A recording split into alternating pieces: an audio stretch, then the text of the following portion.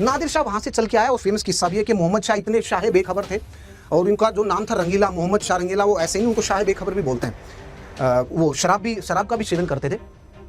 यहां से अफगानिस्तान से जब वो इंडिया की तरफ आए, जब उन्होंने लाहौर क्रॉस किया तो मोहम्मद शाह रंगीला को इन्फॉर्म किया गया कि नादिर शाह भारत पे आक्रमण करने के लिए आ रहा है। तो उन्होंने कहा कि अभी आए नहीं है ना, आने दो उनको, कोई बात नहीं। लाहौर को क्रॉस किया तो उनको इन्फॉर्म किया गया कि अभी भी लाहौर में वो आराम से मस्त पी करके पड़े रहे। उसके बाद जैसे वो चंडीगढ़ की जनाब चंडीगढ़ साइड में आ चुके हैं, उन्होंने पंजाब क्रॉस किया, हरियाणा में एंटर कर चुके हैं, तरेन के पास आ चुके हैं। बोला अभी आए तो नहीं है ना, दिल्ली अभी दूर है ना, अभी मेरे को एंजॉय करने दो। फिर से उनको इन्फॉर्म किया गया और ऐसे करते करते जब वो करनाल के पास आ गए तब मोहम्मद शाह रंगीला ने एक्शन लिया। तब तक बहुत देर हो चुकी थी और मोहम्मद शाह रंगीला ने अपनी आर्मी मोबिलाइज की। आर्मी की स्ट्रेंथ ज्यादा थी। मोहम्मद शाह रंगीला को यह भ्रम था कि उनके आर्मी की स्ट्रेंथ, माइटी मुगल एम्पायर की स्ट्रेंथ बहुत ज्यादा थी।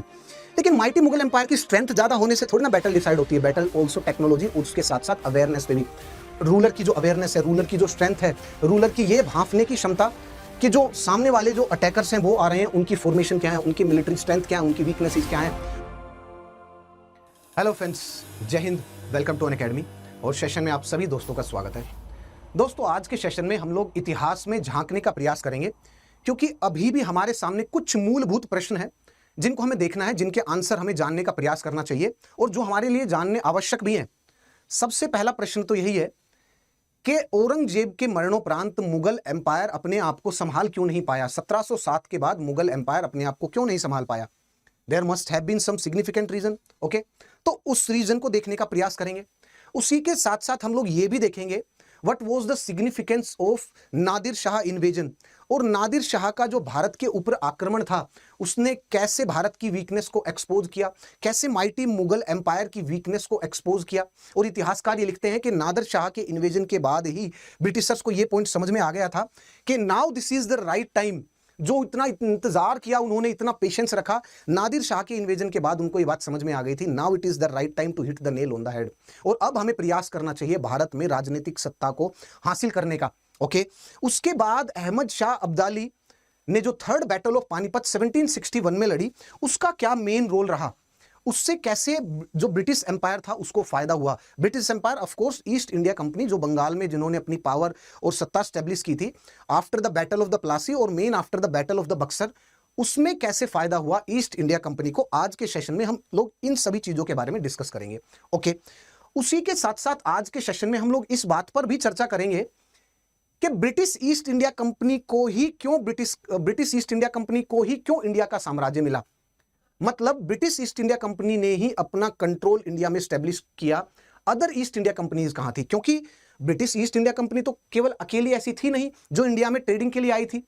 उनसे पहले तो पोर्चुगीज आए थे और 100 साल तक, लगभग 1498 के बाद से आप 1500 लगा लीजिए, कंप्लीट 1500 तक पोर्चुगीज ट्रेडिंग कंपनी के सामने, forget about other trading company, जो नेटिव जो रूलर्स थे ना, जैसे कैलिकट में रूलर्स थे, जेमरीन गुजरात के रूलर थे, और उसी के साथ साथ अरब ट्रेवलर्स, उसी के साथ साथ टर्की के जो रूलर, उसी के साथ साथ इजिप्ट के रूलर। मतलब ये पूरा का पूरा जो इंडियन ओशन का जो रीजन है, द स्ट्रेट ऑफ हॉर्मुज के आप आसपास लगा लीजिए, red sea, no one was there to challenge the might of the Portuguese navy.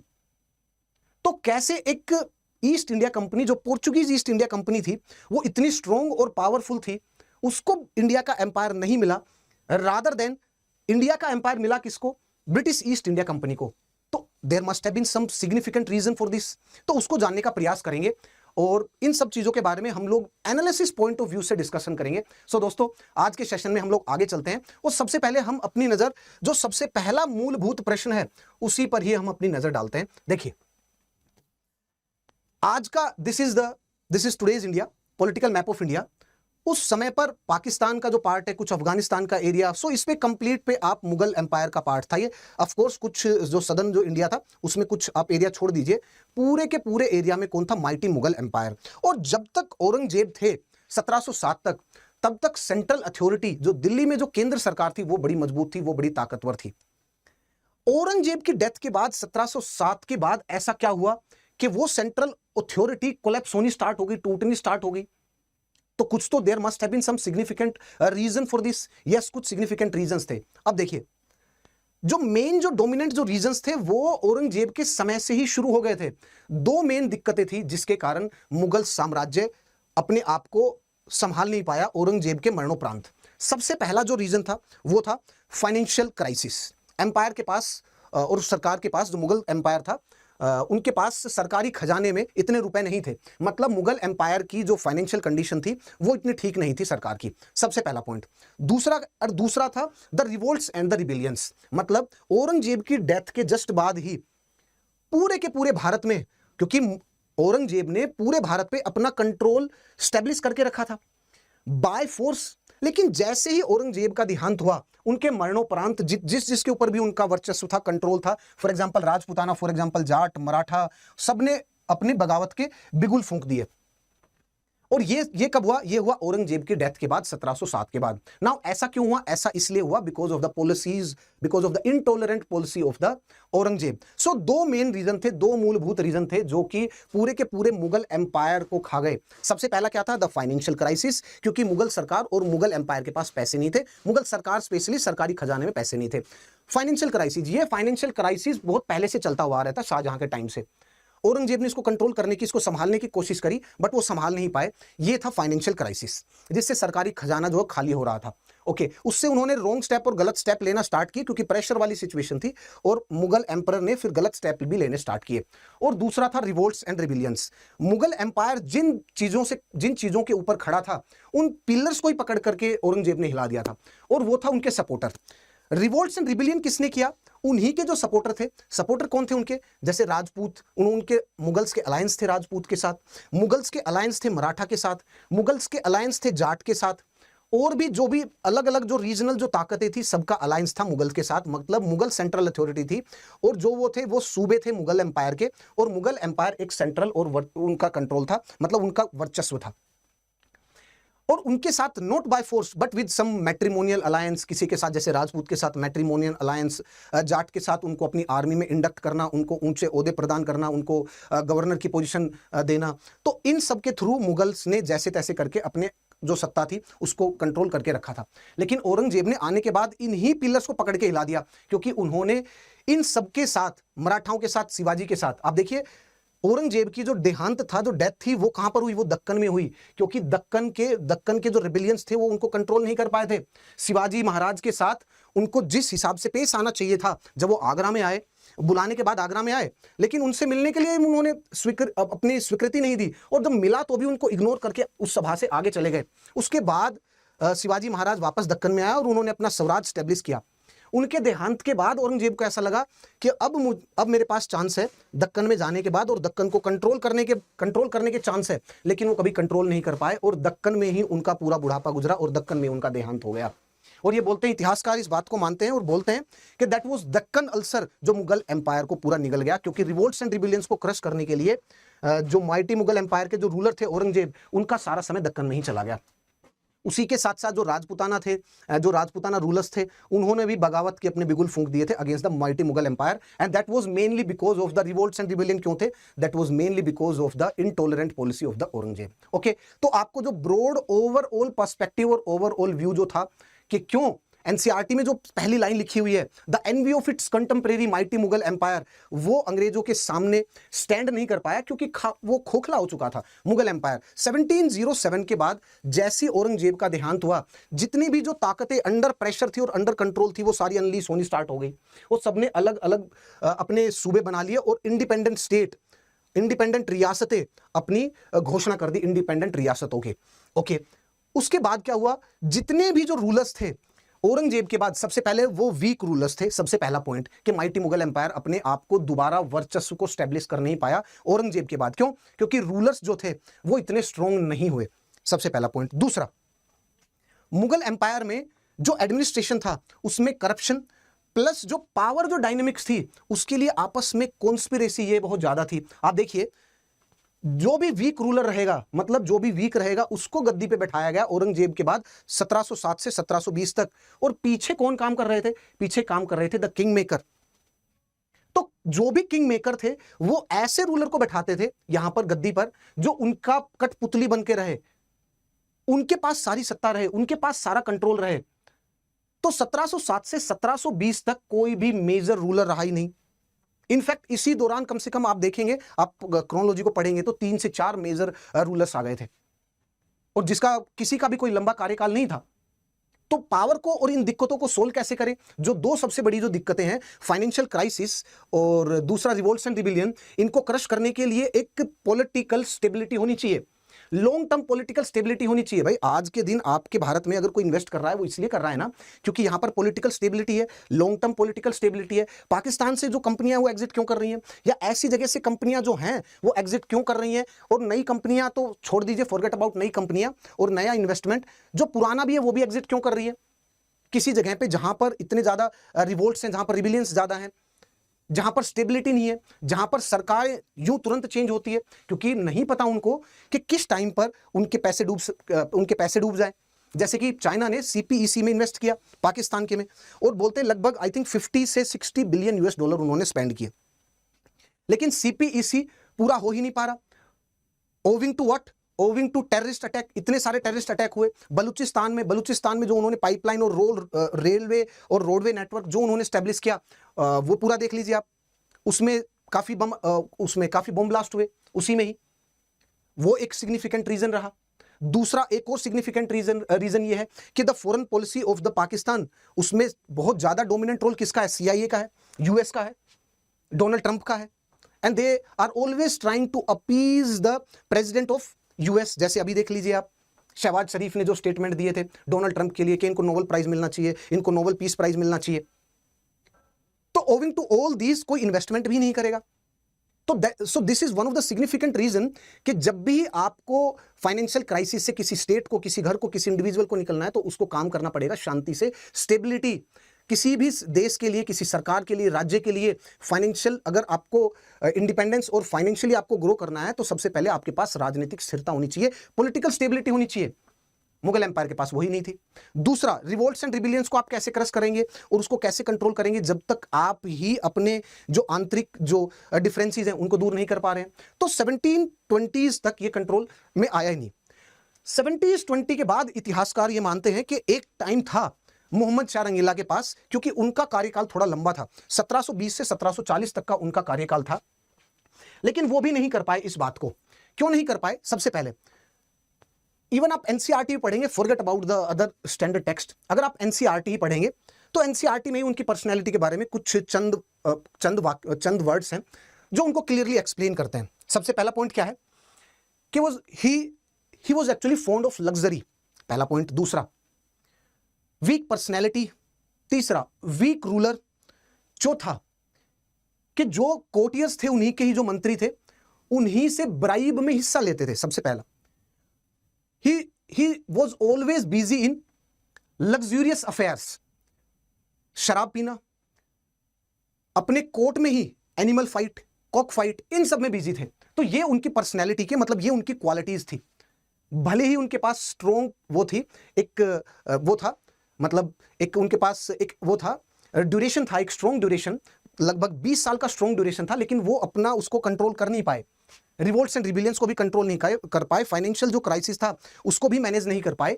क्यों? क्योंकि because of the weak personality, क्योंकि कभी उन्होंने ध्यान नहीं दिया। और अब हम चलते हैं 1939 बैटल ऑफ करनाल पे, नादिर शाह के इन्वेजन। नादिर शाह कहां पर? नादिर शाह इस मैप से देखते हैं, ये जो अफगानिस्तान के एरिया है इसमें था नादिर शाह का एम्पायर। नादिर शाह यहां पर रूल करता था। तो नादिर शाह को अपनी कैपिटल बनाने के लिए पैसों की आवश्यकता थी, अपनी अर्थव्यवस्था को, अपने एम्पायर की अर्थव्यवस्था को उठाने के लिए उनको पैसों की जरूरत थी। तो जितने भी ये जो सेंट्रल एशिया के जो वो थे रूलर्स थे, जब भी इनको पैसों की जरूरत पड़ती थी वो इंडिया की तरफ ही देखते थे। आप भले इतिहास में एक बार नजर डाल करके देखिए, तो उन्होंने इंडिया की तरफ देखा। इंडिया में सेंट्रल अथॉरिटी वो भी वीक है, नादिर शाह को इस बात का अंदाजा था, इस बात का इल्म था, तो उन्होंने अटैक किया। और बैटल ऑफ करनाल में नादिर शाह वहां से चल के आया। और फेमस किस्सा भी है कि मोहम्मद शाह इतने शाह बेखबर थे, और उनका जो नाम था रंगीला, मोहम्मद शाह रंगीला, वो ऐसे नहीं, उनको शाह बेखबर भी बोलते हैं। इतिहासकारों का तो ये कुछ का तो ये भी मानना है कि वो कोर्ट में बिना वस्त्रों के ही आ जाते थे, बिल्कुल नंगे आ जाते थे कोर्ट में। उनको किसी बात का कोई इल्म नहीं था, अंदाजा नहीं था। वो शराब का भी सेवन करते थे। यहां से अफगानिस्तान से जब वो इंडिया की तरफ आए, जब उन्होंने लाहौर क्रॉस किया, तो मोहम्मद शाह रंगीला को इन्फॉर्म किया गया कि नादिर शाह भारत पे आक्रमण करने के लिए आ रहा है। तो उन्होंने कहा कि अभी आए नहीं है ना, आने दो उनको, कोई बात नहीं। लाहौर को क्रॉस किया तो उनको इन्फॉर्म किया गया कि अभी भी लाहौर में वो आराम से मस्त पी करके पड़े रहे। उसके बाद जैसे उन चंडीगढ़ के जनाब चंडीगढ़ साइड में आ चुके हैं, उन्होंने पंजाब क्रॉस किया, हरियाणा में एंटर कर चुके हैं, तरेन के पास आ चुके हैं। बोला अभी आए तो नहीं है ना, दिल्ली अभी दूर है ना, अभी मेरे को एंजॉय करने दो। फिर से उनको इन्फॉर्म किया गया, और ऐसे करते करते जब वो करनाल के पास आ गए तब मोहम्मद शाह रंगीला ने एक्शन लिया। तब तक बहुत देर हो चुकी थी और मोहम्मद शाह रंगीला ने अपनी आर्मी मोबिलाइज की। आर्मी की स्ट्रेंथ ज्यादा थी। मोहम्मद शाह रंगीला को यह भ्रम था कि उनकी आर्मी की स्ट्रेंथ, माइटी मुगल एम्पायर की स्ट्रेंथ बहुत ज्यादा थी। लेकिन माइटी मुगल एम्पायर की स्ट्रेंथ ज्यादा होने से थोड़ी ना बैटल डिसाइड होती है। बैटल ऑल्सो टेक्नोलॉजी, उसके साथ साथ अवेयरनेस पे भी।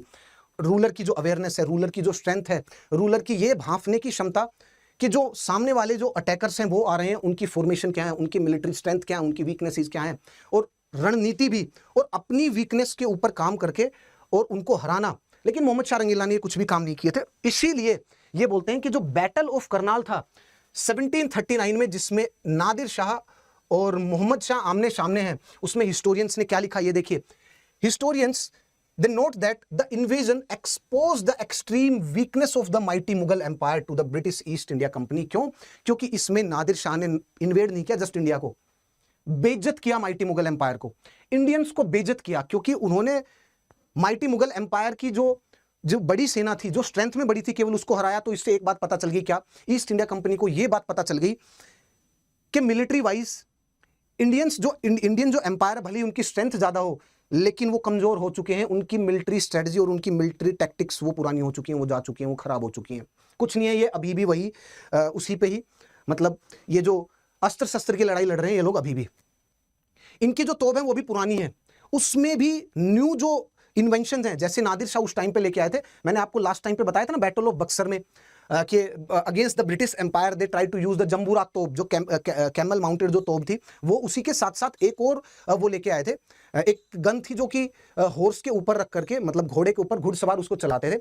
एंड दैट वाज, मान लीजिए आपने कोई भी, आप मुगल एम्पायर के एक सिपाही हैं या मुगल एम्पायर के एक ऑफिसर है, और आपने जो अपने गार्ड के लिए जो भी आपने कवच जो पहना हुआ है, वो उसको भी भेद करके चली जाती थी। ऐसी उनके पास एक हॉर्स माउंटेड एक उनके पास गन भी थी, वो भी लेकर के आए थे। सो नादिर शाह ने for the very first time जब उन्होंने ये चीजें यूज की, तो माइटी मुगल एम्पायर की जो फोर्स थी, जिसकी स्ट्रेंथ ज्यादा थी, वो उनके सामने स्टैंड ही नहीं कर पाई। वो उसके सामने वो स्टैंड ही नहीं कर पाई वो। ओके, तो इससे ये पता चल गया कि माइटी मुगल एम्पायर के जो मिलिट्री है वो डीजनरेट हो गई है, वो स्ट्रेंथ में दीख ज्यादा रही है। लेकिन ईस्ट इंडिया कंपनी को यह बात समझ में आ गई थी कि अगर हमने अपनी मिलिट्री को मॉडर्न टेक्नोलॉजी से अगर लेस करके इनके ऊपर अटैक किया या इनके सामने अगर फ्रंट प्रेजेंट किया, तो ये डिफीट हो सकते हैं इजीली, इनको हराया जा सकता है। Nadir Shah invasion, it exposed the weakness, extreme weakness of the mighty Mughal empire. ये सबसे पहला पॉइंट था, ये हिस्टोरियन का स्टेटमेंट है।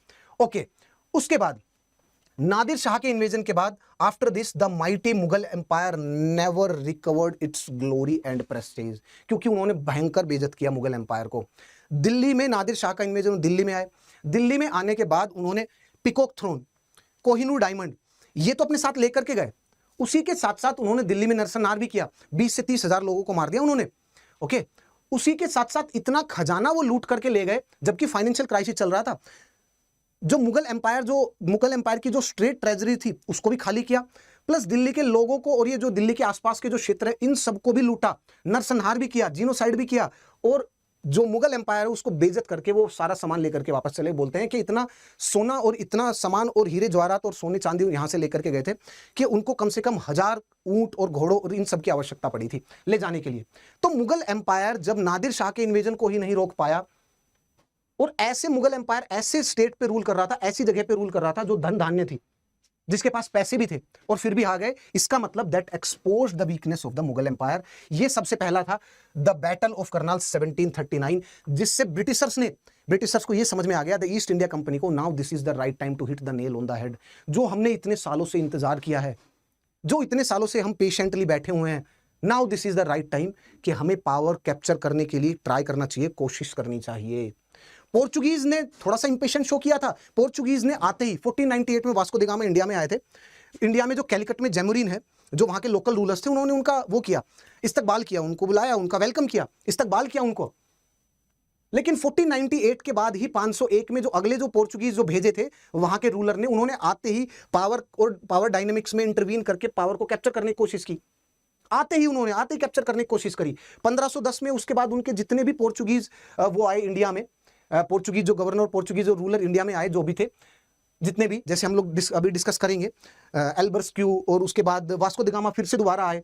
वो जब जेमरीन सबसे पहले जब वास्को द गामा इंडिया में आए थे तो जेमरीन ने उनके स्वागत किया था। जब दोबारा वास्को द गामा इंडिया में आए तो उन्होंने जेमरीन को ही आंख दिखाई, सबसे पहले जेमरीन को ही पकड़ के उनको ही लताड़ा।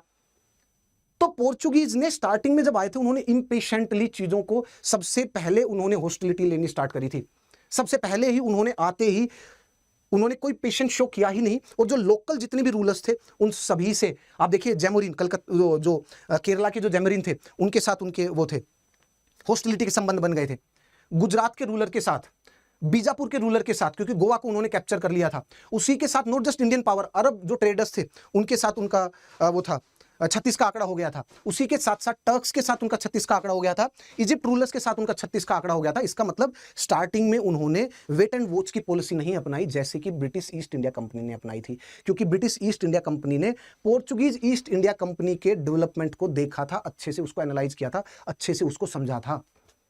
ईस्ट इंडिया कंपनी को यह पता चल गया था कि जब तक सेंट्रल अथॉरिटी अगर स्ट्रॉन्ग और पावरफुल है तब तक हमें कुछ भी नहीं करना, अदरवाइज हमारा हाल भी पोर्चुगीज ईस्ट इंडिया जो पोर्चुगीज जो ट्रेडिंग कंपनी उसकी तरह होगा। जो लोकल रूलर्स है वो कभी सपोर्ट हमें करेंगे ही नहीं किसी भी चीज को लेकर के, क्योंकि हम उन्हीं की सत्ता को हथियाने की कोशिश करेंगे। Okay, so that is the battle of Karnal 1739। और जो इंतजार था ईस्ट इंडिया कंपनी का वो इसके बाद समाप्त होना स्टार्ट हुआ। That is the battle of Karnal 1739। और इतिहासकार इसको एक सिग्निफिकेंट बैटल मानते हैं, the battle of the Karnal. Okay, उसके बाद जो सेकंड इंपॉर्टेंट बैटल आई वो थी द बैटल ऑफ पानीपत 1761। अब देखिए बैटल ऑफ पानीपत किन किन के बीच में थी पहले देख लेते हैं एक बार के लिए, फिर आगे बढ़ते हैं। बैटल ऑफ पानीपत में जो साइड्स थी वो थी, दिस इज रेड में, ये मराठा एम्पायर था, मराठा कॉन्फेडरेसी, ये था अवध। ओके, अवध रियासत थी, और ये था अहमद शाह अब्दाली दुर्रानी एम्पायर। यहां पर ये हो गया पानीपत। यहां पर तीनों फोर्सेस मिली, दुरानी एम्पायर और अवध दोनों एक साइड, और मराठा एम्पायर और मराठा कॉन्फेडरेसी एक साइड। इन दोनों में संघर्ष हुआ 1761, थर्ड बैटल ऑफ पानीपत, जिसमें मराठा को शिकस्त मिली। लेकिन इसमें सबका नुकसान इतना ज्यादा हुआ कि ब्रिटिशर्स को इसमें सबसे ज्यादा मजा आया। क्यों? जो मराठा जो एम्पायर था, जो मराठा कॉन्फेडरेसी थी, वो इससे इतनी ज्यादा टूट चुकी थी इस बैटल के बाद कि वो अपनी फुल पावर और फुल ग्लोरी में इंडिया में कभी आ ही नहीं पाई। अगर battle of Panipat, third battle of Panipat में मराठा इतने कमजोर नहीं पड़ते तो ईस्ट इंडिया कंपनी बंगाल के बाद कभी दक्कन में और साउथ में ये जो डेक्कन इंडिया है ना, इसमें अपना कंट्रोल स्टैब्लिश कर ही नहीं पाते। क्यों? क्योंकि मराठा एम्पायर होता वहां पर, और मराठा बड़े ताकतवर और कमजोर थे, मराठा वो पावरफुल थे, Maratha confederacy. So that was the third battle of Panipat, कि जिसमें मराठा को इतना भयंकर सेटबैक लगा कि वो कमजोर हो गए, और उसके बाद वो जो ग्लोरी थी मराठा एम्पायर की, वहां तक वो जो स्ट्रेंथ थी वहां तक कभी तक पहुंच ही नहीं पाए। थर्ड बैटल ऑफ पानीपत 1761 में बोलते हैं कि मराठा जो पेशवा थे बालाजी बाजीराव, जब थर्ड बैटल ऑफ पानीपत 1761 के जब उनको बारे में बताया गया कि उनको कि हम लोग हार चुके हैं, उनके जो कजन थे, उनका आई थिंक सन थे, उनका जो लड़का था उनका भी देहांत हो गया, वो भी इसमें शहीद हो गए थे इस बैटल ऑफ पानीपत। उसके बाद वो लगभग 6 से 7 महीने तक बीमार रहे और उनका देहांत हो गया। उसके बाद माधव राव आए, उन्होंने कोशिश करी मराठा पावर को रिवाइव करने की, मराठा ग्लोरी को रिवाइव करने की, लेकिन वो कर नहीं पाए इतने ज्यादा। ओके, जब मराठा हार गए थे तो अवध तो जीत गया, फिर उसके बाद अवध क्यों नहीं कंट्रोल कर पाया और अहमद शाह अब्दाली क्यों नहीं कंट्रोल कर पाया? दोस्तों वो इसलिए नहीं कर पाए क्योंकि थर्ड बैटल ऑफ पानीपत में ये जीत तो गए, लेकिन ये भी इतने ज्यादा एग्जॉस्ट हो गए, दोनों के दोनों हार गए। मतलब बैटल जीत गए लेकिन इनकी जो स्ट्रेंथ थी वो कंप्लीटली एग्जॉस्ट हो गई थर्ड बैटल ऑफ पानीपत में। और उसी के कारण आप सोचिए, बंगाल में बैटल ऑफ प्लासी जीतने के बाद बैटल ऑफ बक्सर जस्ट 3 साल बाद थी, और बैटल ऑफ बक्सर में भी अवध थे, अवध का जो नवाब थे वो भी थे, और मुगल जो एम्परर थे शाह आलम वो भी थे।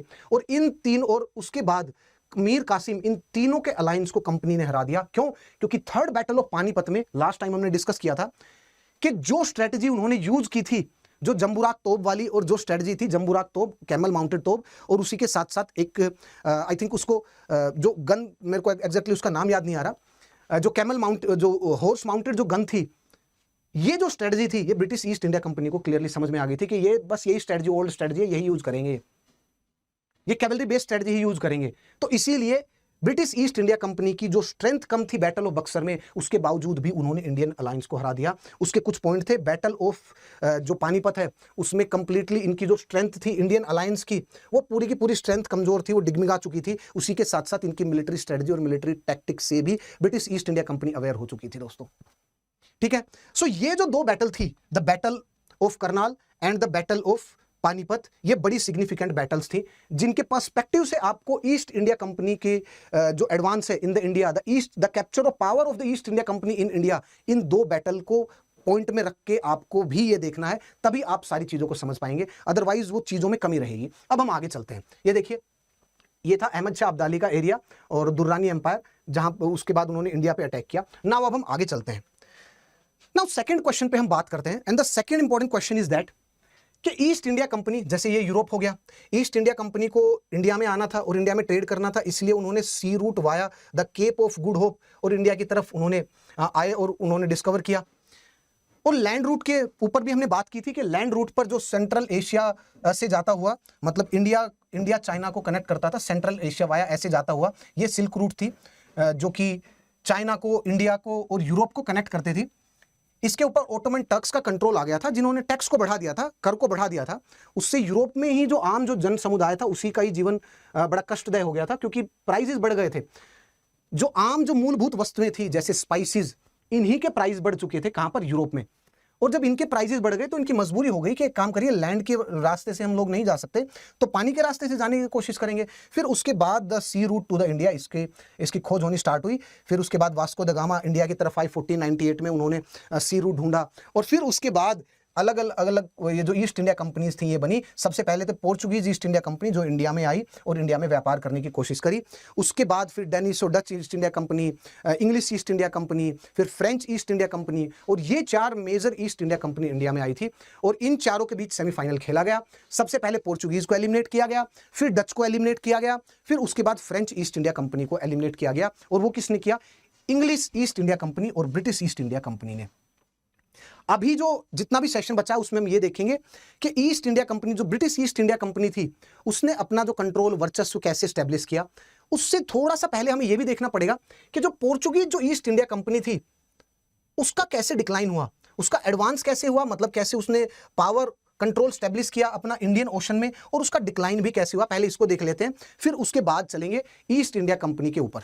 चलिए दोस्तों आगे चलते हैं। नाउ अभी देखिए, नाउ सबसे पहले यहां पर सभी ईस्ट इंडिया कंपनी के बारे में थोड़ा सा ओवरव्यू है, आप देख लीजिएगा। सबसे पहले आए पोर्चुगीज और वो आए 1498 में। उसके बाद जो नेक्स्ट ईस्ट इंडिया कंपनी है वो आए the Dutch East India company 1595 में। उसके बाद English East India company establish हुई और ये कुछ समय बाद आए, ये थी इंग्लिश ईस्ट इंडिया कंपनी, जिसको हम ब्रिटिश ईस्ट इंडिया कंपनी बोलते हैं। ईस्ट इंडिया कंपनी ये 1600 में बनी और उसके बाद फिर इंडिया के इनको चार्टर मिला। उसके बाद था डेनिश ईस्ट इंडिया कंपनी और फिर उसके बाद फ्रेंच ईस्ट इंडिया कंपनी 1664 में। मतलब सबसे लास्ट में French East India company India में आई और सबसे जो पहली थी पोर्चुगीज सबसे पहले आए इंडिया में और सबसे पहले बाहर गए। मतलब सेमीफाइनल में सबसे पहला जो जिसको बाहर किया गया, एलिमिनेट किया गया, वो थे पोर्चुगीज। फिर उसके बाद डच को एलिमिनेट किया गया, ब्रिटिश ईस्ट इंडिया कंपनी। याद करिए वो मीर कासिम वाला किस्सा जो मैंने आपको बताया था, द चिनसुरा सेटलमेंट। और जिसके बाद डच ईस्ट इंडिया कंपनी को ब्रिटिश ईस्ट इंडिया कंपनी ने यह बोल दिया कि आप एक काम करिए, अपनी जो सेटलमेंट है यहाँ पर केवल व्यापार करिए और इंडोनेशिया में जो आपकी टेरिटरी है हम वहाँ पर अपना जो इंटरवेंशन है वहाँ पर अपना कम करते हैं, आप वहाँ पर जाइए और यहाँ की टेरिटरी खाली करिए। तो डच को इंडिया से ब्रिटिश ईस्ट इंडिया कंपनी ने बैटल ऑफ प्लासी के बाद उन्होंने हटा दिया था। तो इसका मतलब सेमीफाइनल में दो हट चुके थे, कौन से? The Portuguese East India company और डेनिश ईस्ट इंडिया कंपनी, वो दोनों हट चुकी थी। और जो फाइनल थे वो कौन थे? फाइनल किसके बीच खेला गया था?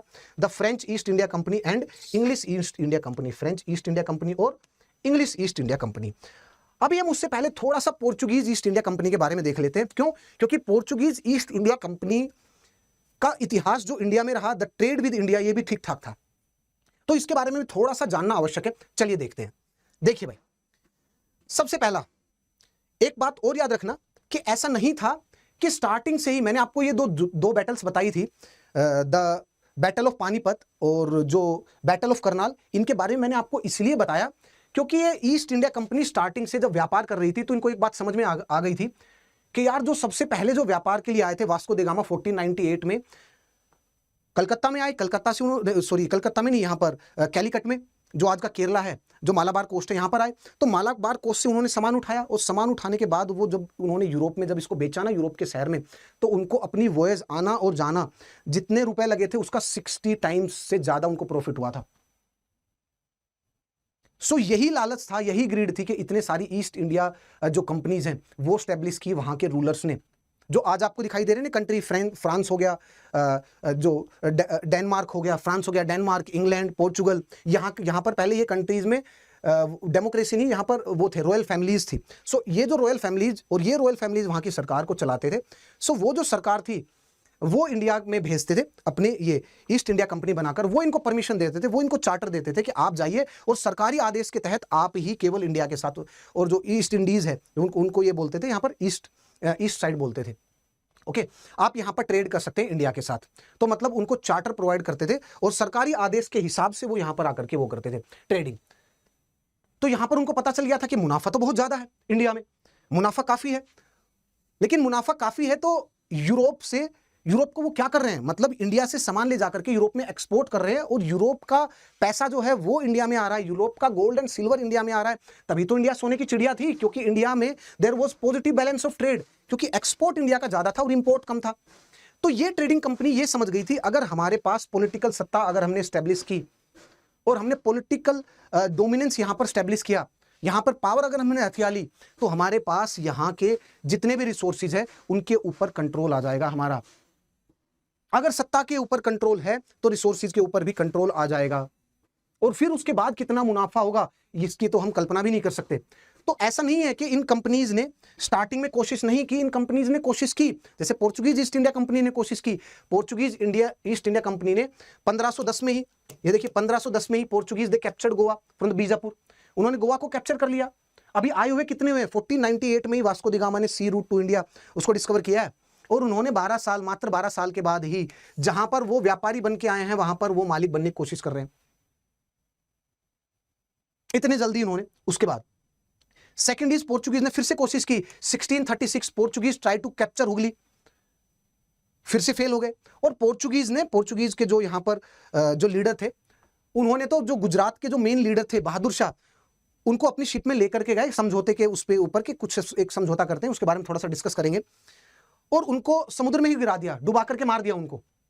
सो ये थी पोर्चुगीज ईस्ट इंडिया कंपनी ने स्टार्टिंग में कोशिश भी की थी, थोड़ी सी उनको सक्सेस भी मिली, जैसे दमन दीव के जो आइलैंड्स थे वो उनको मिले थे, गोवा की जो टेरिटरी और उनके आसपास के जो क्षेत्र थे वहां पर उन्होंने पोर्चुगीज सेटलमेंट को स्टैब्लिश किया। आम जो जन समुदाय थे उनके साथ जो उनके जो पोर्चुगीज सेटलर इंडिया में आए थे उनकी शादी करने की कोशिश की, लेकिन इनमें कुछ और भी कमियां थी। क्या थी, intolerant attitude related to the culture, Indian culture. और इनमें पोर्चुगीज जो थे ना, पोर्चुगीज जो स्टेट्स थे, जो पोर्चुगीज रूलर थे, उनके ऊपर और उनकी जो गवर्नमेंट थी उन पे चर्च का कंट्रोल काफी था। तो चर्च का जब कंट्रोल था तो ये मिशनरी गतिविधियों में भी इन्वॉल्व थे इंडिया में आने के बाद। मतलब इनको पहली बात तो इंडिया की जो मुस्लिम पॉपुलेशन थी उनसे बड़ी चिढ़ थी इनको, एंड दे ट्राइड, वो कोशिश करते थे कि कन्वर्ट करने की क्रिश्चियनिटी में, मिशनरीज आते थे इनके साथ। तो इनका जो फोकस, जो मेन जो फोकस था ना, ट्रेड के साथ साथ इनका रिलीजियस कन्वर्जन भी फोकस था। अब आप रिलीजियस कन्वर्जन करेंगे, वहां की पॉलिटिकल जो स्टैब्लिशमेंट है उसके ऊपर भी अटैक करेंगे, तो इसका मतलब क्या हो गया, वहां की राजाशाही से भी आपने दुश्मनी ले ली, वहां के आम जन समुदाय से भी आपने दुश्मनी ले ली।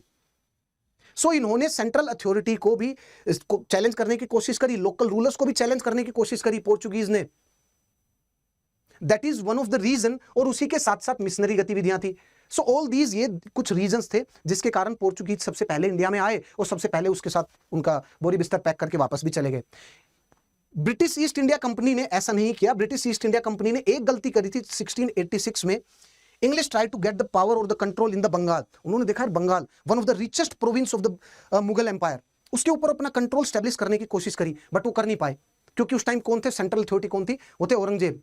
औरंगजेब ने इनसे उठक बैठक कराई, अपना सारा सामान, सारी सेटलमेंट छोड़ करके जब भी इनको खतरा लगता था तो ये अपने बड़े बड़े जहाज और नाव में बैठ करके उसमें चले जाते थे समुद्र में, क्योंकि ये जानते थे कि जो इंडियन जो पावर्स हैं उनके पास इतनी बड़ी नेवी है ही नहीं, उनके पास, उन्होंने इस चीज पर ध्यान ही नहीं दिया। फिर उसके बाद वो वापस आए, फिर इनको कलकत्ता सेटलमेंट में फिर समझौता हुआ, फिर इन्होंने पैसे दे करके और इन्होंने खाली व्यापार पर अपना ध्यान रखा और राइट समय और राइट मौके का इन्होंने इंतजार किया फिर उसके बाद। और इनको वो राइट समय वो राइट मौका फिर कब मिला दोस्तों? वो मिला उनको नादिर शाह के इन्वेजन के बाद। उनको ये चीज़ समझ में आ गई थी कि now it is the right time to hit the nail on the head. और उसके बाद 1761 में बैटल ऑफ पानीपत में तो इनको सारी चीज़ बिल्कुल क्रिस्टल क्लियर हो गई थी कि अब हमारे पास पूरा इंडिया का एम्पायर आ सकता है, क्योंकि ना तो मुगल एम्पायर बचा, ना मराठा बचे, ना अवध बचा, मैसूर था। मैसूर के चैलेंज को इजीली टैकल कर लेंगे क्योंकि उसके लिए तो बंगाल के रिसोर्सेज सफिशिएंट है। उसके बाद कोई बचा ही नहीं था उनके सामने। इसीलिए ये पूरा का पूरा जो सीक्वेंस और क्रोनोलॉजी डेवलपमेंट समझना ज्यादा अति आवश्यक है। अब हम आगे चलते हैं। अब देखिए, अब हम देखते हैं पोर्चुगीज का।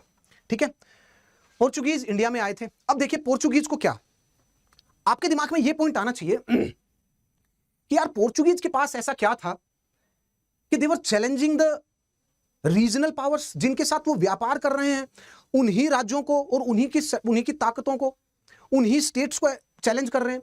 जैसे कि गुजरात हो गया, ये कैलिकट हो गया, केरला का जो आजकल का आसपास ये मालाबार का कोस्ट हो गया, ये हो गया। इनको गोवा बीजापुर सल्तनत को, और उसी के साथ साथ अरब ट्रैवलर्स की जिनका कंट्रोल अरेबियन सी में मतलब इंडियन ओशन में जिनका ट्रेड के ऊपर कंट्रोल रहा है सिंस 6th और 7th सेंचुरी। कुछ तो रीजन रहा होगा। यस, उनका रीजन था क्या? इनका वोटर्स के ऊपर कंट्रोल था। वोटर के मतलब इनकी नेवी बड़ी मजबूत थी, नेवी बड़ी स्ट्रॉन्ग थी। इसीलिए उनके जो एक प्रोमिनेंट लीडर थे वो देखिए उन्होंने क्या लिखा। फ्रांसिस्को डी अल्माडा ये इंडिया में आए थे।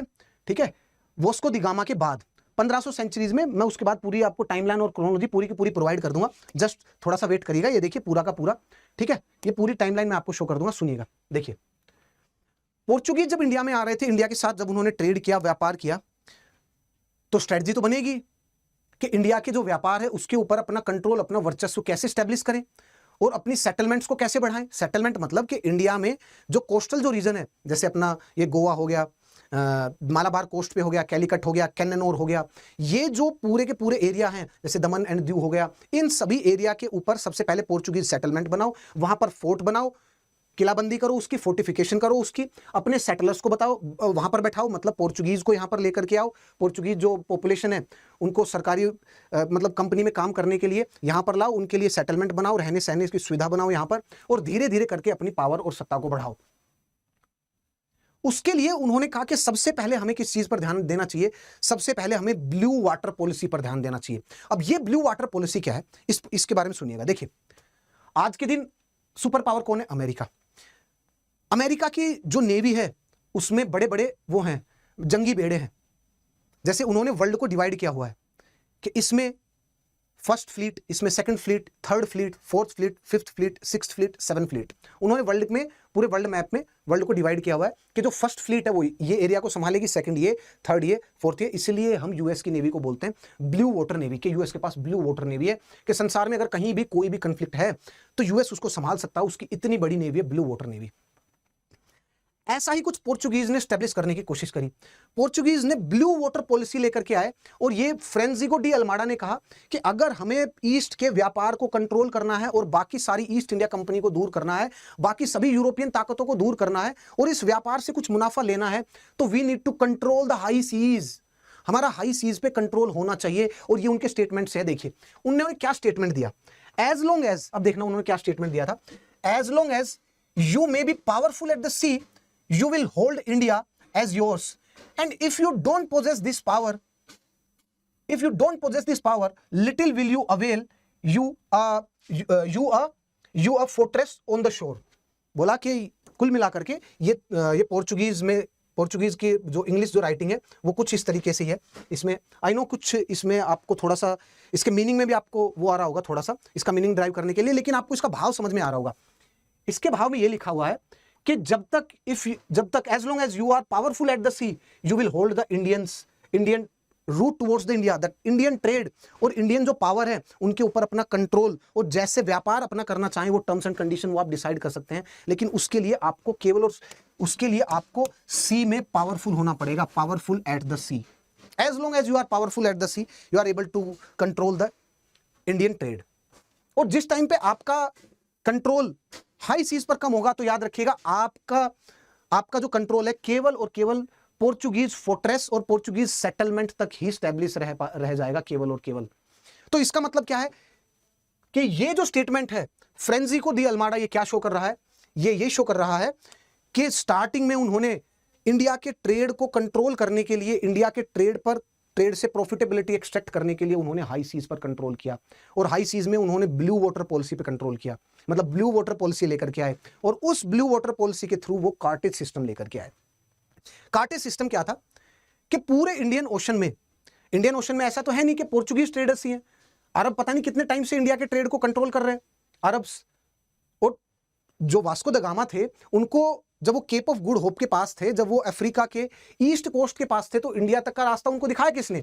एक अरब मर्चेंट थे, उन्होंने इंडिया का रास्ता बताया उनको, इंडिया का रास्ता दिखाया उनको इंडियन ओशन में आने के बाद। क्योंकि जो अरब ट्रेडर्स थे वो पता नहीं कितने टाइम से, इनसे तो बहुत पहले से इंडियन ट्रेड को संभालते थे और इंडियन ओशन में व्यापार को संभालते थे।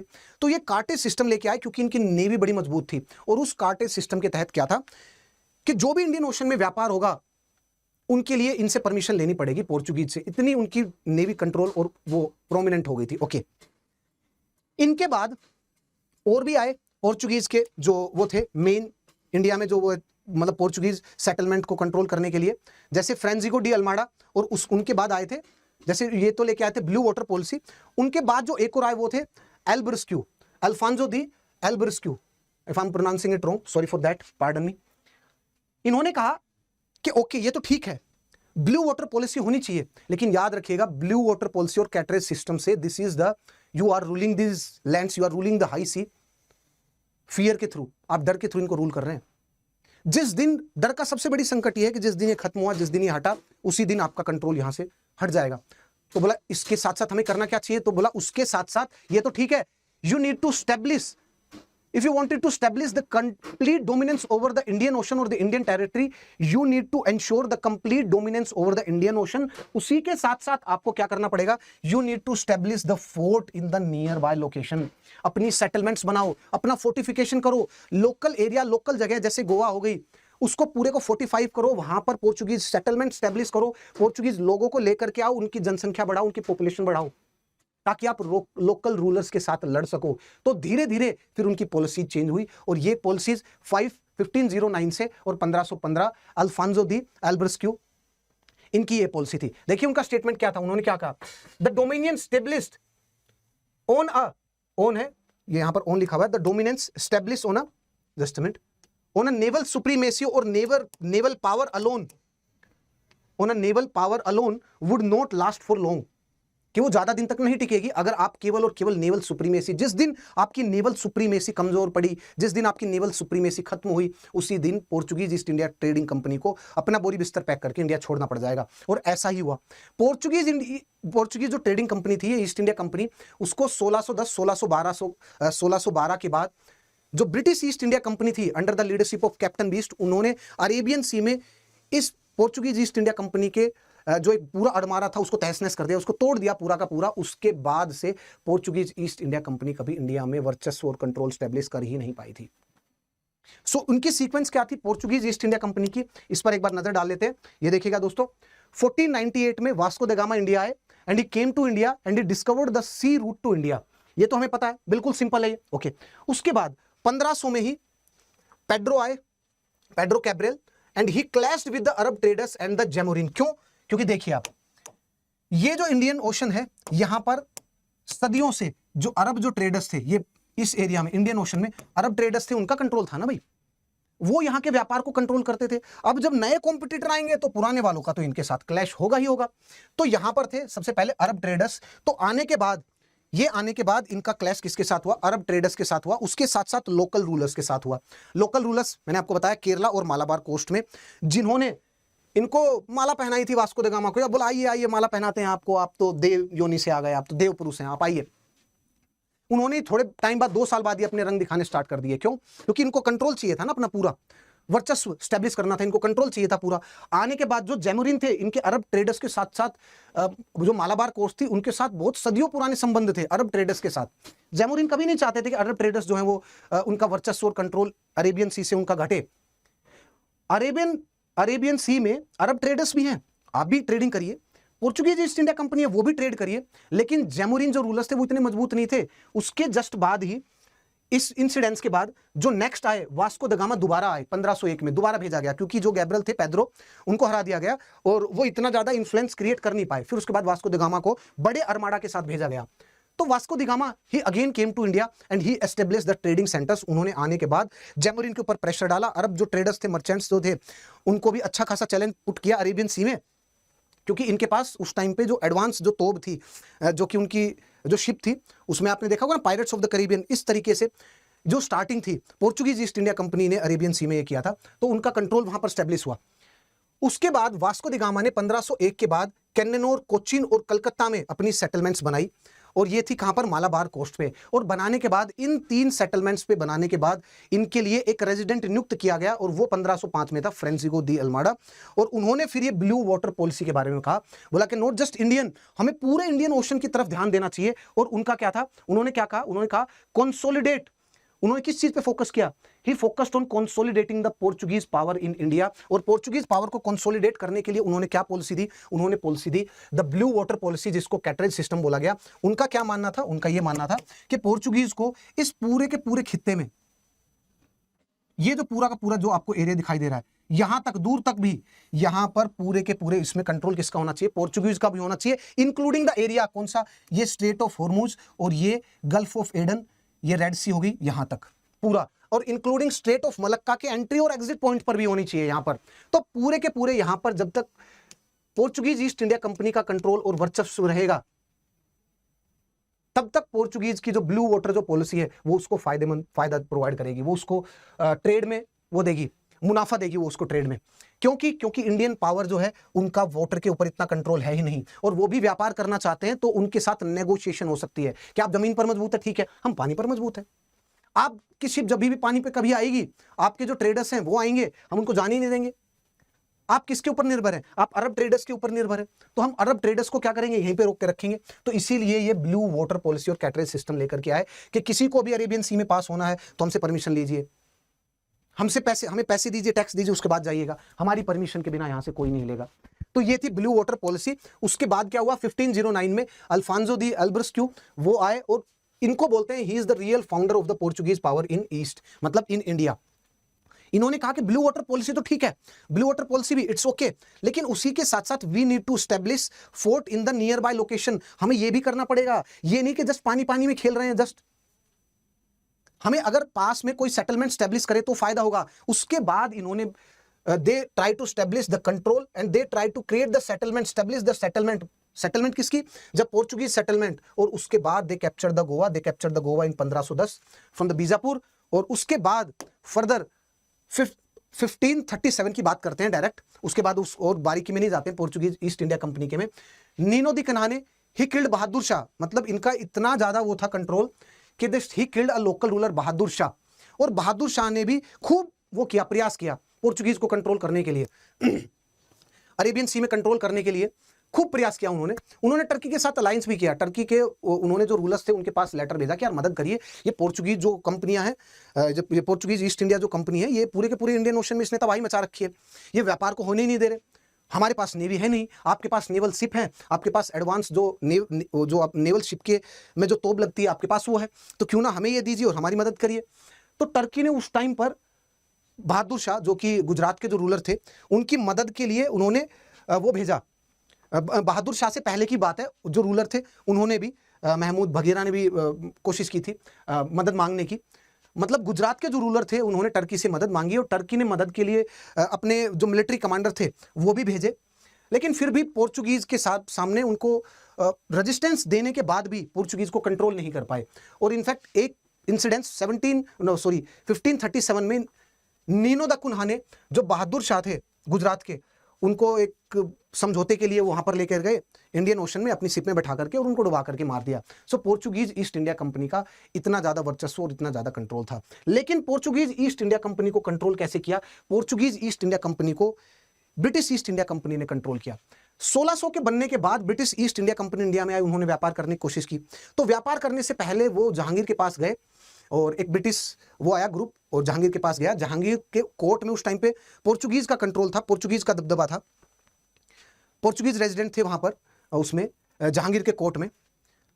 तो पोर्चुगीज के इन्फ्लुएंस में ब्रिटिश ईस्ट इंडिया कंपनी के जो ऑफिशियल जो थे, जो ब्रिटिशर्स थे, उनको कोई कंसेशन ज्यादा मिला नहीं। उनको ये तो मिला कि आप सूरत में अपनी फैक्ट्री स्टैब्लिश कर सकते हैं, लेकिन फिर भी वो इतना ज्यादा उसको फर्दर प्रोग्रेस कर नहीं पाए। क्यों? क्योंकि पोर्चुगीज का इन्फ्लुएंस था, और जब तक पोर्चुगीज का इन्फ्लुएंस था जहांगीर के कोर्ट में, तब तक ब्रिटिश ईस्ट इंडिया कंपनी कोई ज्यादा अच्छे से काम वहां पर कर नहीं सकती थी। तो ब्रिटिश ईस्ट इंडिया कंपनी ने पोर्चुगीज को सबसे पहले हराया अरेबियन सी में। मैंने अभी आपसे जो इंसिडेंस बताया कैप्टन बीस्ट वाला, और हराने के बाद फिर पोर्चुगीज का यहां से वर्चस्व और कंट्रोल हमेशा के लिए इंडिया से वो खत्म हो गया था। तो पोर्चुगीज ने अपने थ्रेट को सबसे पहले एलिमिनेट किया, मतलब ईस्ट इंडिया कंपनी ने, ब्रिटिश ईस्ट इंडिया कंपनी ने पोर्चुगीज के थ्रेट को पहले एलिमिनेट किया।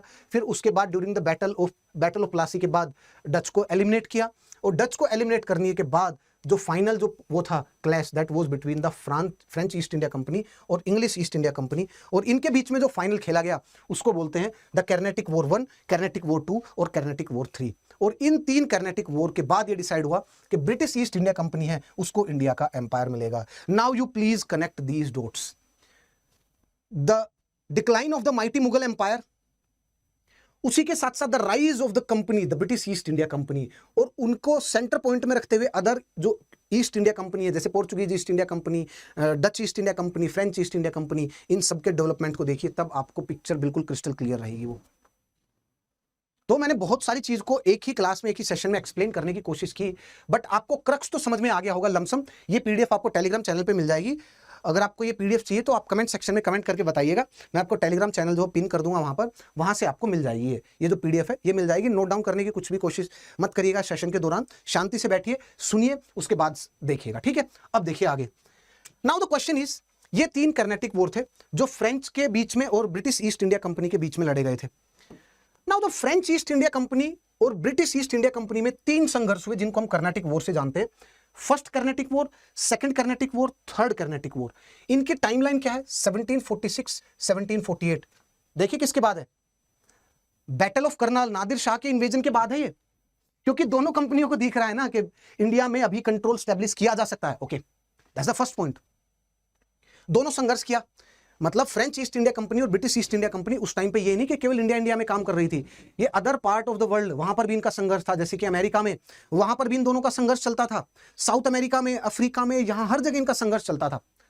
अगर ये वर्ल्ड के किसी कोने में लड़ते थे तो इंडिया में भी इनकी लड़ाई होती थी। अगर ये यूरोप में किसी संघर्ष में है तो यहां पर फ्रेंच ईस्ट इंडिया कंपनी और ब्रिटिश ईस्ट इंडिया कंपनी ये दोनों आपस में लड़ाई करने लगती थी। तो यूरोप में ऑस्ट्रिया एक वह कंट्री, और वहां पर उत्तर अधिकारी की संघर्ष चल रहा था, लड़ाई चल रही थी। तो फ्रेंच जो गवर्नमेंट थी, फ्रेंच राजाशाही ने एक को सपोर्ट किया, और ब्रिटेन राजाशाही ने, ब्रिटेन की जो सरकार है उसने दूसरे को सपोर्ट किया, दूसरे पक्ष को सपोर्ट किया। तो फ्रेंच ईस्ट इंडिया कंपनी जो इंडिया में थी और British East India company India में थी, उनके बीच में भी संघर्ष होना स्टार्ट हो गया यहां पर। और जो वॉर यूरोप में स्टार्ट हुआ, जिसका ओरिजिन पॉइंट यूरोप में था, in the form of war of Austrian succession, वो इंडिया में भी देखा गया in the name of first Carnatic war, जो था 1746 और 1748 तक। और इसमें 2 पर्सनैलिटी, सबसे पहले जो पर्सनैलिटी थी फ्रेंच ईस्ट इंडिया कंपनी की थी, वो थे जोसेफ डुप्ले। बड़े होनहार थे और फ्रेंच ईस्ट इंडिया कंपनी को ऊपर लेकर के जा सकते थे, और लेकर के भी गए। लेकिन उसके बाद ओविंग टू द पॉलिटिक्स, राजनीति के कारण, और उनके जो फ्रांस में भी जो गवर्नमेंट थी उनकी राजनीति के कारण, प्लस क्लाइव के भी अच्छे मुंह थे, उन सभी के कारण जोसेफ डुप्लेक्स को जो हारना पड़ा, रिट्रीव करना पड़ा, फ्रेंच ईस्ट इंडिया कंपनी को रिट्रीव करना पड़ा। लेकिन फर्स्ट कर्नाटिक वॉर में जोसेफ डुप्लेक्स जो फ्रेंच ईस्ट इंडिया कंपनी के एम्प्लॉय थे, उनका वो रहा, उनका डोमिनेंस रहा, उनका वर्चस्व स्टैब्लिश हुआ। सो this is the war of the Austrian succession. ये उसके बाद एंड कैसे हुआ ये वॉर? ये एंड हुआ ट्रीटी ऑफ एक्स-ला-शेफेल से। ये सबसे पहला था। ओके, और ये कहां पर लड़ा गया? ये सारी चीज कर्नाटिक वॉर, ये कर्नाटिक रीजन कहां पर, इसको भी देख लेते हैं एक बार के लिए। देखिएगा, एक मिनट भाई, just a minute, let me show you. ये साउथ इंडिया में आपको मिलेगा यहां पर, ये देखिए, ये जो रीजन आपको दिख रहा है ये था कर्नाटिक रीजन, ये था पूरा का पूरा कर्नाटिक रीजन, ये कर्नाटिक रीजन था। तो इसमें फ्रेंच ईस्ट इंडिया कंपनी और ब्रिटिश ईस्ट इंडिया कंपनी दोनों के आपस में संघर्ष रहे।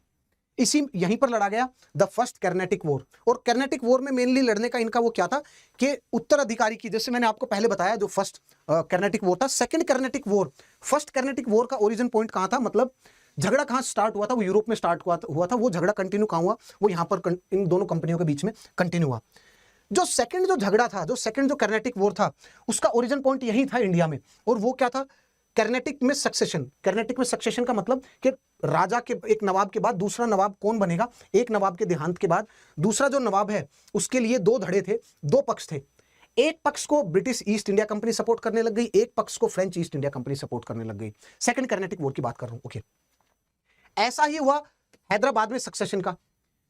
फ्रेंच ईस्ट इंडिया कंपनी एक को सपोर्ट करने लग गई, ब्रिटिश ईस्ट इंडिया कंपनी एक को सपोर्ट करने लग गई। डिटेल में भी जाने की आवश्यकता नहीं है, there is no need to go further into the detail about. आज तक कभी ऐसा नहीं हुआ कि कभी पूछा गया हो, मैंने कोई क्वेश्चन को देखा हो, नहीं, कुछ नहीं। आपको क्रोनोलॉजी सीक्वेंस पता होनी चाहिए, आपको जानकारी होनी चाहिए, आपकी कॉन्सेप्चुअल क्लियरिटी अच्छी होनी चाहिए, दैट्स ऑल। ठीक है, तो यहां पर सक्सेशन के और जो उत्तराधिकारी की जो लड़ाई थी उसमें फ्रेंच ईस्ट इंडिया कंपनी ने एक को सपोर्ट किया, ब्रिटिश ईस्ट इंडिया कंपनी ने एक को सपोर्ट किया। फिर ये जो युद्ध था और ये जो संघर्ष था ये तकरीबन कितने साल चला, ये तकरीबन 5 से 6 साल चला, 1749 से 1754। ये फर्दर भी था छोटी मोटी छुटमुट झड़पड़ में, लेकिन इसके बाद French East India company second Carnatic war के अंत में फ्रेंच ईस्ट इंडिया कंपनी का जो कंट्रोल था वो थोड़ा सा कमजोर पड़ा। क्यों कमजोर पड़ा? क्योंकि ये जो शख्सियत आपको दिखाई दे रही है ना, रॉबर्ट क्लाइव, इनका बड़ा अहम रोल रहा, क्योंकि रॉबर्ट क्लाइव ने ड्यूप्लेक्स की पहले तो सारी रणनीति को काउंटर करने के लिए इन्होंने जो मिलिट्री टैक्टिक्स अपनाई, प्लस जो डिप्लोमेटिक, और उसी के साथ साथ ये बड़े करप्ट थे, इन्होंने करप्शन का सहारा लिया। पिछले बार हमने डिस्कस भी किया था बैटल ऑफ बक्सर में, उसमें बैटल ऑफ प्लासी में खूब करप्शन का सहारा लिया इन्होंने। बैटल ऑफ प्लासी में भी इनका जो मृत्यु हुआ था, इनका जो देहांत था ना, पहले तो इनके ऊपर केस भी चला, जब इंग्लैंड में था इनके ऊपर केस भी चला और इन्होंने सुसाइड किया था। में इनका जो अंत था वो ठीक नहीं था अंत इनका। नाउ रॉबर्ट क्लाइव ने ड्यूप्लेक्स के चैलेंज को डील करने के लिए इन्होंने फ्रेंच ईस्ट इंडिया कंपनी को भी वो दिया था, फ्रेंच ईस्ट इंडिया कंपनी के जो फ्रांस में जो ऑफिशियल थे उनको भी इन्होंने ब्राइब दी थी। और बीच वॉर में वहां के लोगों को पता, वहां की जो सरकार थी उसको पता नहीं था, वहां के मंत्री को पता नहीं था। बीच वॉर में, सेकंड कर्नेटिक वॉर में ड्यूप्लेक्स को वापस बुला लिया गया और उसके बाद सेकंड जो कर्नेटिक वॉर है वो हार गए French East India company. So now the question is कि ऐसे कुछ और रीजंस बताइए जिससे हमें यह पता चले कि फ्रेंच ईस्ट इंडिया कंपनी क्यों हार गई और ब्रिटिश ईस्ट इंडिया कंपनी क्यों जीत गई।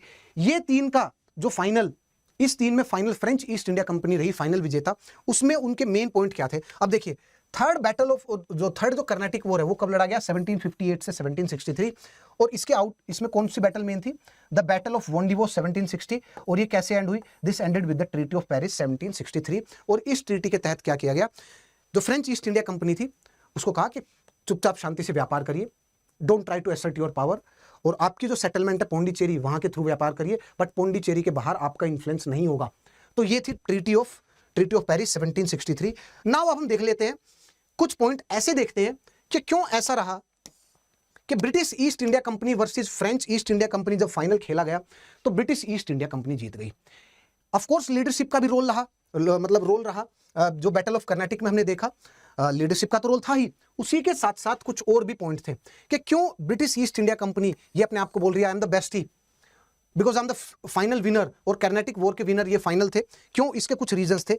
सबसे पहला रीजन जानने की कोशिश करते हैं, that is the nature of the company. देखिए, जो फ्रेंच ईस्ट इंडिया कंपनी थी वो सरकारी कंपनी थी, और जो सरकारी जो कंपनी थी इसमें जितने क्विक डिसीजन होने चाहिए उतने क्विक डिसीजन नहीं थे। ऑन द अदर हैंड जो इंग्लिश ईस्ट इंडिया कंपनी है उसमें डिसीजन बहुत फास्ट थे, बहुत क्विक थे, और सिचुएशन को देख करके, एनालाइज करके उसके जो ऑफिशियल थे वो डिसीजन ले पा रहे थे। सेकंड कर्नाटिक वॉर में अगर कभी रहा तो डिटेल में डिस्कस करेंगे कि रॉबर्ट क्लाइव ने इसी चीज का फायदा उठा करके द सीज ऑफ ऑरकोट, उससे पूरा पासा ही पलट दिया उन्होंने। और रॉबर्ट क्लाइव और ये सारे डिसीजन क्यों ले पा रहे थे? क्यों? क्योंकि ब्रिटिश ईस्ट इंडिया कंपनी, जो इंग्लिश ईस्ट इंडिया कंपनी थी, वो एक प्राइवेट एंटिटी थी, वो अपने नॉर्मल जो डे टू डे डिसीजन है वो ले सकती थी, वहीं फ्रेंच ईस्ट इंडिया कंपनी में डिसीजन को पोस्टपोन करती थी। और उसके बाद डिसीजन, इनके बजट को रिलीज करना, ये सारी ताकतें कहां पर थी? फ्रांस, वो जो गवर्नमेंट थी वहां से लेनी थी। फ्रांस गवर्नमेंट भी वहां पर डेस्पोटिक थी, राजाशाही थी। उन सबको भी इतनी इस बात का अंदाजा नहीं था कि फ्रेंच ईस्ट इंडिया कंपनी यहां पर क्या गेम खेल रही है, तो वो वहां पर बैठे बैठे ब्राइब ले रहे थे आराम से। So the nature of the government वहां पर, होम पर, उनके घर पर, ब्रिटेन में, उसमें, और फ्रांस में, ब्रिटेन और फ्रांस में, ये भी एक डिसाइडिंग फैक्टर था फ्रेंच ईस्ट इंडिया कंपनी के हार का और ब्रिटिश और इंग्लिश ईस्ट इंडिया कंपनी के जीत का। So that's the first point, that is the nature of the company. जो फ्रेंच ईस्ट इंडिया कंपनी थी वो एक गवर्नमेंट एंटिटी थी और इंग्लिश ईस्ट इंडिया कंपनी एक प्राइवेट एंटिटी थी, इसकी डिसीजन मेकिंग बहुत फास्ट थी compare to the French East India company. That's the first point. उसके बाद हम सेकंड चलते हैं। नाउ अब सेकंड में देखिएगा the difference in the nature of the home government. France में जो होम गवर्नमेंट थी वो क्या थी? डेस्पोटिक गवर्नमेंट थी, and that was busy in own luxurious affair. वो खुद के ही उसमें बिजी थे, लग्जरियस अफेयर में। और that is one of the significant reason ना कि भैया देखिए, क्लाइव ने वहां पर फ्रेंच ऑफिशियल को, सरकारी लोगों को ब्राइब दे करके, पैसा दे करके, जो डुप्ले थे, रॉबर्ट क्लाइव ने रॉबर्ट डुप्ले को, डुप्लेक्स को, उनके आई थिंक उनके आगे रॉबर्ट नहीं था, डुप्ले को वहां पर बुला लिया, डुप्लेक्स को फ्रांस में बुला लिया उनको वापस, जंग के बीच में, क्योंकि उनको अंदाजा था ही नहीं क्या गेम खेल रहे थे। वहां पर जाने के बाद उन्होंने बताया ऐसे ऐसे चल रहा था, in the middle of the battle you called me, आपने वापस बुला लिया। उसके बाद जब उनको भेजा गया तब तो सुपड़ा साफ हो चुका था। और वहीं वो जो इंग्लैंड में जो गवर्नमेंट थी, वहां पर कॉन्स्टिट्यूशनल मोनार्की थी, डेमोक्रेसी थी, लोगों के पास सत्ता थी। यहां पर किसकी थी? राजाशाही। और राजा के जो चापलूस लोग थे वो। और जब भी डेमोक्रेसी होगी और मेरिट सिस्टम होगा वहां पर, तो लोग जो योग्य होंगे वो सिस्टम में रहेंगे। तो यहां पर इंग्लैंड में, क्योंकि वहां पर कॉन्स्टिट्यूशनल मोनार्की थी, इसीलिए सिस्टम में योग्य लोग ज्यादा थे। वहीं पर फ्रांस में डेस्पोटिक गवर्नमेंट थी, तो इसीलिए अयोग्य लोग यहां पर ज्यादा थे, अयोग्य लोगों का रिक्रूटमेंट वहां पर ज्यादा था। नाउ उसके साथ साथ next important point is the role of the region of the Bengal. अब देखिए, फ्रेंच ईस्ट इंडिया कंपनी भी अपना कंट्रोल स्टैब्लिश करना चाह रही थी इंडिया में, क्योंकि मैंने आपको बताया ना, नादिर शाह के इन्वेजन से कनेक्ट करके देखिए, फ्रांस को भी दिख रहा था, ब्रिटिश ईस्ट इंडिया कंपनी को भी दिख रहा था कि पूरा इंडिया का जो एम्पायर है वो ओपन है, खुला हुआ है, हम अपना कंट्रोल स्टैब्लिश कर सकते हैं यहां पर। अब दोनों के दोनों देख रहे हैं, दोनों के दोनों रास्ता ढूंढ रहे हैं। रॉबर्ट क्लाइव वो रास्ता वो ढूंढ रहे थे वहां पर साउथ इंडिया में, कहीं कर्नाटक में, कहीं निजाम ऑफ हैदराबाद, कहीं हैदराबाद में, इन सब जगहों पर ढूंढ रहे थे। रॉबर्ट जो डुप्लेक्स थे, फ्रेंच ईस्ट इंडिया कंपनी के जो गवर्नर थे, जो फ्रेंच सेटलमेंट के इंडिया में, डुप्लेक्स वो ढूंढ रहे थे। लेकिन रॉबर्ट क्लाइव, और स्टार्टिंग में तो ब्रिटिश ईस्ट इंडिया कंपनी भी ढूंढ रही थी साउथ इंडिया में, कि साउथ इंडिया से नॉर्थ इंडिया की तरफ जाएंगे। साउथ इंडिया पे पहले कंट्रोल स्टैब्लिश करते हैं, फिर जाते हैं नॉर्थ में, क्योंकि साउथ इंडिया में जो स्टेट्स हैं, सेंट्रल पावर नॉर्थ इंडिया में ज्यादा समय तक रही थी ना, मुगल एम्पायर के दौरान भी आप देखिए साउथ इंडिया में छोटे छोटे वो हो रहे थे साम्राज्य, तो साउथ इंडिया पे कंट्रोल करना थोड़ा सा ज्यादा आसान था।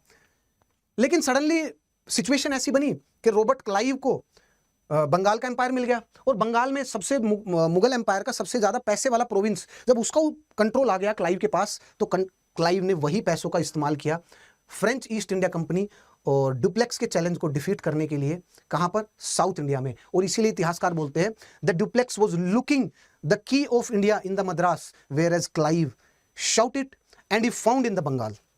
क्लाइव को बंगाल में ली और बंगाल के रिसोर्सेज का इस्तेमाल करके उन्होंने फ्रेंच के चैलेंज को एलिमिनेट किया इंडिया से।